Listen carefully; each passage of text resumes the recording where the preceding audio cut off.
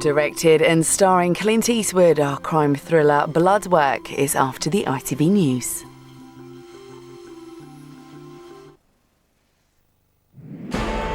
Explosive new claims about some of the Pakistan cricket team. A fourth player is reported to be under investigation for match fixing.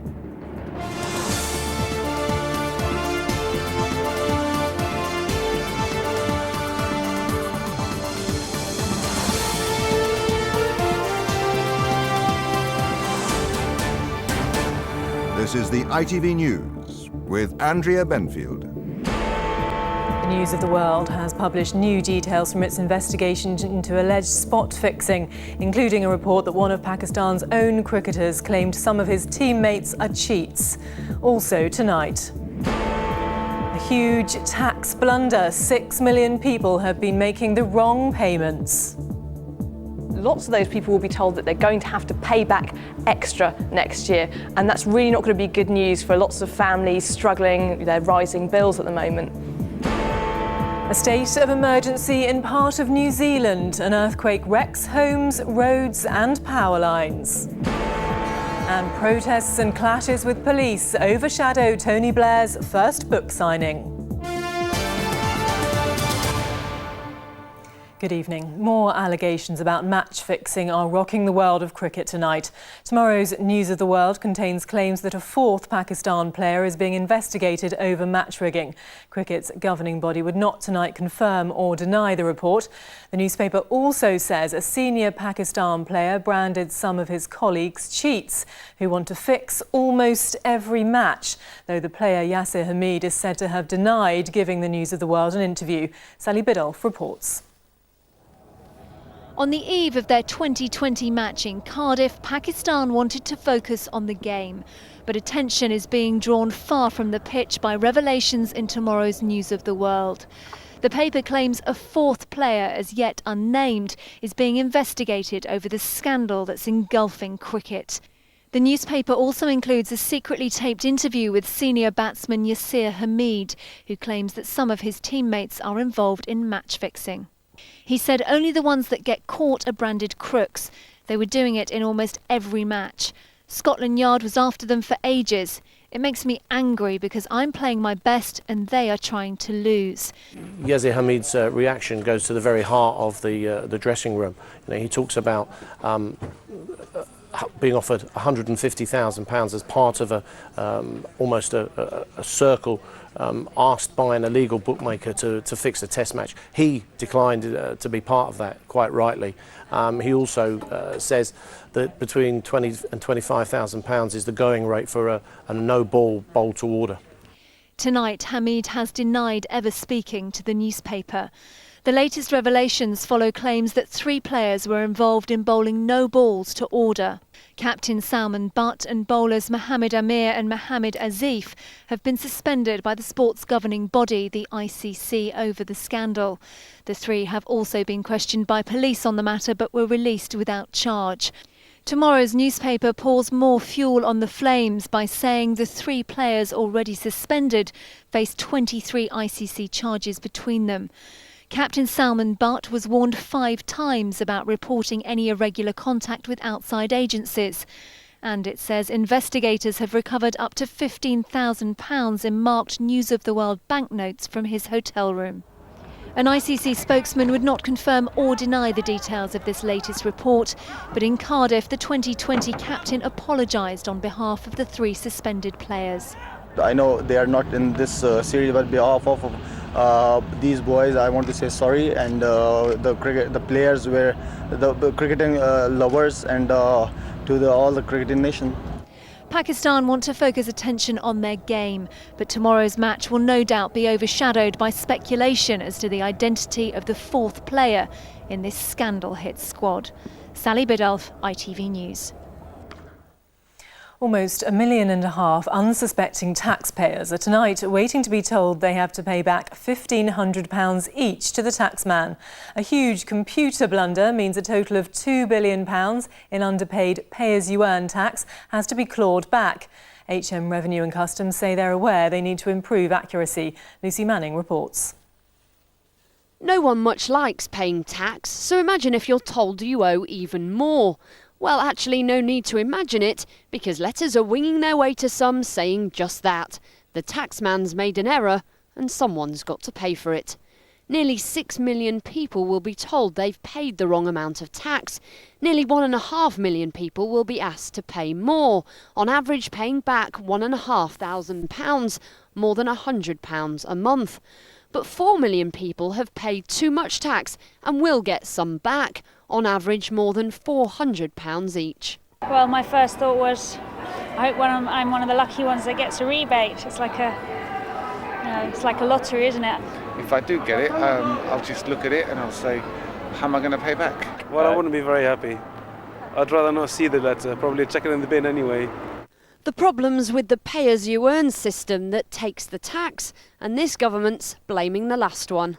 Well, of course it's difficult, and I'm afraid it is a legacy of what we've inherited. But we're not in a position just to sort of write off £2 billion. It is a lot of money. We accept that, and we are moving in a reasonable way. But it's ordinary taxpayers who will feel the pain or the gain when none of it's their fault. I think the most important thing for taxpayers right now is to enter into a dialogue with HM Revenue and Customs and make sure that they don't get bullied into paying back more than they can afford, because it's ultimately not their mistake. If you and I made a mistake with our tax return, we get punished for that, we get told off for it. But if they've made a mistake, it's taxpayers that pay. It's 2 years' worth of tax that's been looked at again. Ministers not ruling out looking back even further. Well, those that owe money will have to pay more in tax next year, but it can be challenged if there's proof the tax authorities were given the correct information. The letters will start arriving this week and they'll keep coming over the next few months. Lucy Manning, ITV News at the Treasury. A huge clean-up operation is underway in New Zealand tonight after a major earthquake caused widespread damage. Most of the devastation is on the country's South Island after the earthquake, measuring more than 7 on the Richter scale, hit the city of Christchurch. New Zealand's Prime Minister said it was a miracle no one was killed. Here's Harry Smith. The earthquake has left Christchurch in a state of shock. The picture is one of extensive damage. Roads made impassable, railway lines buckled by the force of the tremor, bridges no longer capable of carrying traffic across rivers. There's also been flooding, and gas, electricity and water supplies have been disrupted, and some buildings have been set on fire. People have been genuinely very, very scared, and the damage is actually incredibly frightening. The only thing you can say, it's a miracle that no one lost their life, because if this had occurred a number of hours earlier when there were a lot more people out and about, particularly in the central city area, we would have lost quite a number of Christchurch residents. The earthquake hit just after 4 in the morning, shaking the people of Christchurch from their beds. Measuring over 7 on the Richter scale, it caused widespread damage to buildings, but remarkably, it seems no one was killed and only a few injured. These pictures in a bakery and in this supermarket show the moment it struck, leaving staff to clear the floor from smashed wine bottles. We were so scared, it was terrible. The whole, we had mirrors fall down, dressers fall down. The whole building felt as if it was actually going to fall over sideways, and it was shaking back and forth as if it had been hit by something. Oh my gosh, well that shake lasted probably over a minute. We've got no power, we've got no water. I was so scared, I was starting to feel like I was going to start crying. New Zealand is no stranger to earthquakes. More than 14,000 are recorded each year, but only about 150 are strong enough to be felt. The effects of this one will be felt for many days to come. Harry Smith, ITV News. Meanwhile, a British tourist killed in a plane crash in New Zealand has been named as Brad Coker. The 24-year-old from Farnborough in Hampshire was one of 9 tourists killed on a skydiving flight in the country's South Island. The aircraft is said to have crashed and burst into flames just moments after takeoff. Tony Blair first came to Ireland as a peacemaker, but today he found out the hard way that's not how many people want to remember him now. Anti-war protesters hurled abuse and missiles at him as he arrived for a book signing in Dublin to promote his memoirs. Katie Fisher reports. If Tony Blair had chosen the Irish capital for his first book signing, hoping it would shift emphasis onto a positive aspect of his premiership, the plan backfired. Anti-war protesters threw shoes and eggs at the former Prime Minister, calling him a war criminal. War criminal! And as activists clashed with police, 3 people were arrested. We're here to give a voice to the victims of Blair's policies and his wars, the countless tens of thousands of Iraqis and Afghanis who died as a result of the wars he launched and the lies that he told to the world. Flanked by minders, Mr. Blair escaped unscathed. Inside, it was all smiles and handshakes. Sorry, I brought that with me. That's very well. More handshaking last night during an appearance on an Irish talk show, but less in the way of apologies. He maintained he was right to invade Iraq to get rid of Saddam Hussein. You may say that we could have used sanctions and contained him. Fine, you can take that view. Yes. But I took the view then, and I take it now, that with this man and the hundreds of thousands of people who died under him, it wasn't worth leaving that risk in place. And I say this to you because we're about to face the same issue in respect of Iran. Yeah. And he had a few words on another awkward relationship, that with his old political rival, Gordon Brown. Yeah. Do you like him now? Of course I like him. Would you consider him a friend? Absolutely, but we Would disagreed. you go for a pint with him? Probably, but... That was a big pause now for you, Tony Blair. It's, you know, when you work with someone that closely for about 25 years, you know them extremely well. There's many things I admire about Gordon. Okay. We had a disagreement about policy in the end. And with his book, one of the fastest-selling autobiographies on record, there are clearly many people who still admire him. Kate Fisher, ITV News. And a spectacular international competition is underway in Germany to crown the world champion of fireworks displays. Teams from 6 countries are taking part in the 2-day contest in Berlin to find out who can put on the best show with strict rules about what colours and music must be used. No sign of Guy Fawkes, however. Well, that's it from me and the team here. Have a very good night. Bye-bye.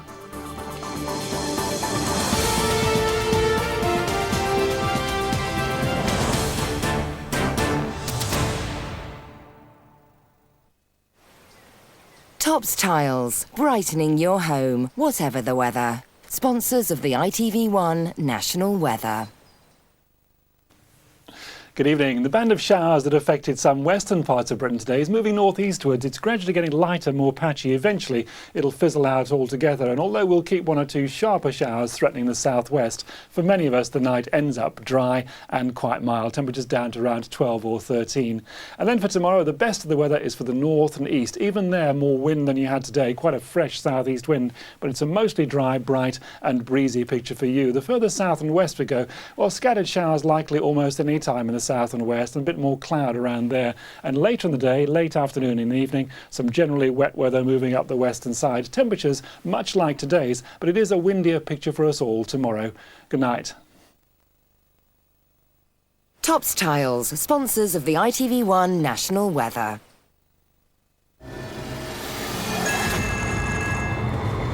Hello. Who is this, please? I've just had a text saying there's a gun pointed at my head. Threats to kill, we take them very seriously, Miss Pemberton. But this sort of thing, it always turns out to be someone you know. Where's he going to stop, eh? You Be Dead. Sunday at 9 on ITV1 and ITV1 HD.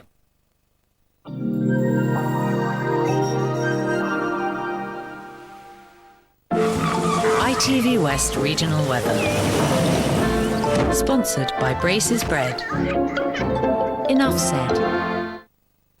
Good evening. Well, we've all seen a few showers today and they'll become more widespread as we go overnight. I think pretty much anywhere could see a shower from time to time. Some clear spells developing as well, though, as we head towards morning, and temperatures not doing too badly, ranging between 10 and 15 Celsius, but that wind picking up as we head towards morning. So starting off tomorrow, not too bad a day. We will see some showers around, I think, particularly further east. Good news, perhaps, if you're running in the Bristol Marathon. Might cool you down just a touch. Further west, seeing some decent sunshine, but as we go through the afternoon, it's all changed. We'll see most of the showers in the west becoming quite overcast, but drying out for parts of Gloucestershire and Wiltshire. And we could see highs up around 21 or 22 Celsius. Sponsored by Braces Bread. Enough said.